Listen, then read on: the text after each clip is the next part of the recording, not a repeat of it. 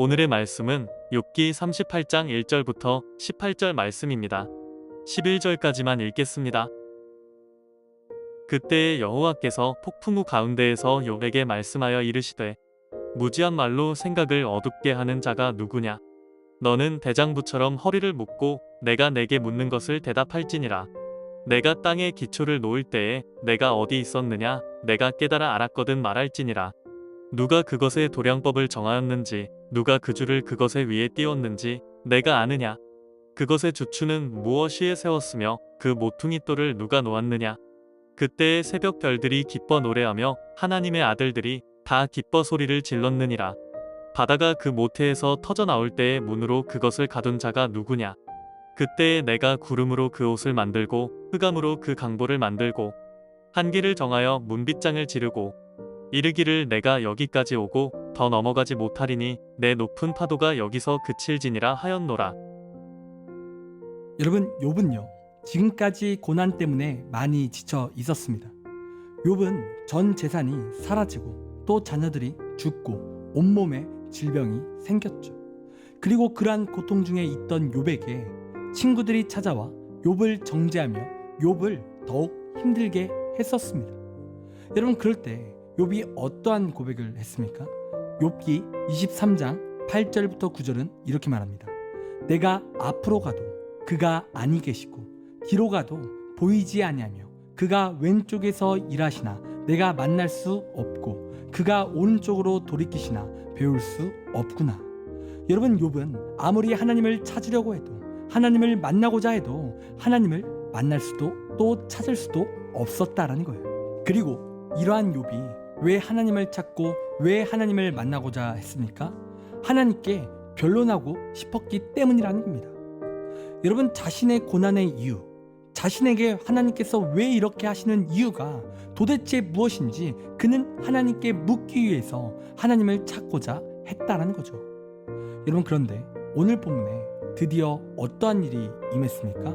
오늘 본문 1절입니다. 그때 여호와께서 폭풍우 가운데에서 욥에게 말씀하여 이르시되. 여러분, 지금 욥에게 어떠한 일이 일어났습니까? 욥이 그토록 찾았던 하나님이 욥에게 나타나셨다는 거예요. 그리고 욥에게 나타나신 하나님께서 욥에게 질문을 하시는데요. 여러분, 38장의 말씀을 보면 하나님께서 5가지 질문을 하십니다. 여러분, 4절 말씀을 보면 이렇게 기록합니다. 내가 땅에 기초를 놓을 때 내가 어디 있었느냐? 내가 깨달아 알았거든 말할지니라. 8절입니다. 바다가 그 모태에서 터져 나올 때 문으로 그것을 가둔 자가 누구냐? 12절입니다. 내가 너의 날에 아침에게 명령하였느냐? 새벽에게 그 자리를 일러 주었느냐? 19절입니다. 어느 것이 광명이 있는 곳으로 가는 길이냐? 어느 것이 흑암이 있는 곳으로 가는 길이냐? 여러분, 지금 하나님께서 말씀하시는 5가지 질문을 이 말씀을 통해서 주셨습니다. 여러분, 그렇다면 5가지 질문이 무엇입니까? 여러분, 첫 번째로 하나님께서 땅에 기초를 놓으셨는데 그때 욥이 어디에 있었는지를 지금 물어보시는 거예요. 그리고 두 번째로 바다가 그 모태에서 터져 나올 때에 문으로 그것을 가둔 자가 누구냐라고 그렇게 물으신 거죠. 세 번째는 내가 한 번이라도 아침에게 명령하여 동을 트게 한 적이 있는지를, 또 마지막으로 빛이 어디서 오는지를, 그러한 천체와 기후현상에 대한 질문을 지금 욥에게 하나님께서 하셨다라는 거예요. 여러분, 그런데 이러한 하나님의 질문을 보면요, 사실 욥은요 아무런 답변을 할 수가 없는 그런 질문들입니다. 왜입니까? 욥은 태초에 하나님이 기초를 놓으실 때에 그때 그가 없었고 그는 동을 트게 할 능력도 없고 천체에 대해서 또 기후 현상에 대해서 그는 잘 알지도 못하기 때문에 그래요. 여러분, 그런데 여러분, 우리 하나님께서는 어떤 분이십니까? 이 세상을 만드신 분이시고 동을 트게 하시며 천체에 대해서 또 기후 현상에 대해서 그 누구보다 잘 아시는 분이시라는 거예요. 여러분, 그분은요 부족함이 없고 전지전능하신 위대하신 하나님이신 거죠. 그런데 여러분, 욥이 어떠한 실수를 하나님 앞에 지금까지 저질렀습니까? 그는 처음 말한 대로 하나님이 자신과 함께하지 않는다라는 그러한 생각을 했었다는 거예요.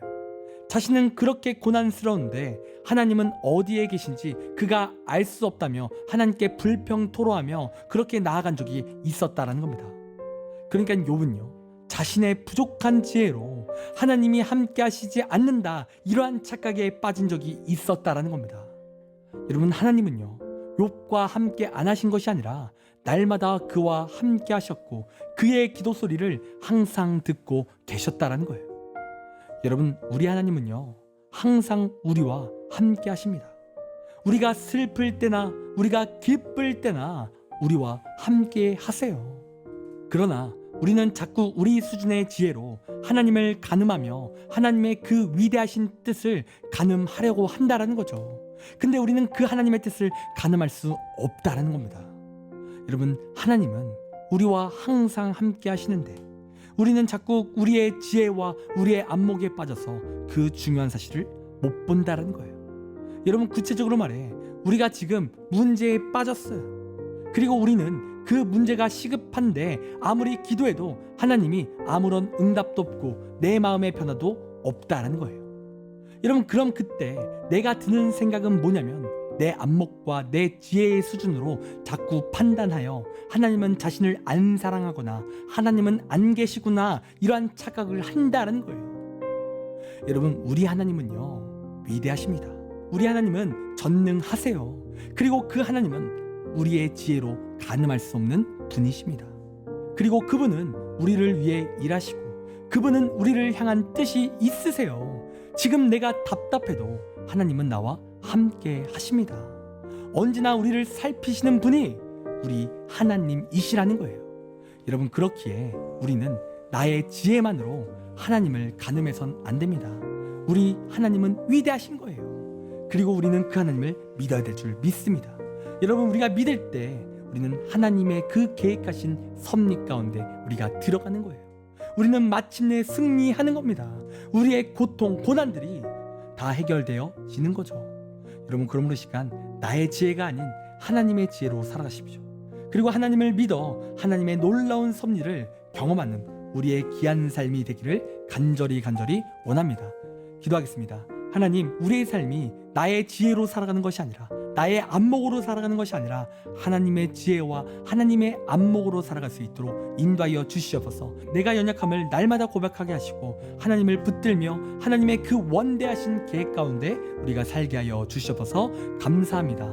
사랑이 많으신 예수님의 이름으로 기도드립니다. 아멘. 지금 우리 함께 1분 동안 말씀을 생각하며 함께 기도하기 원합니다. 기도하겠습니다.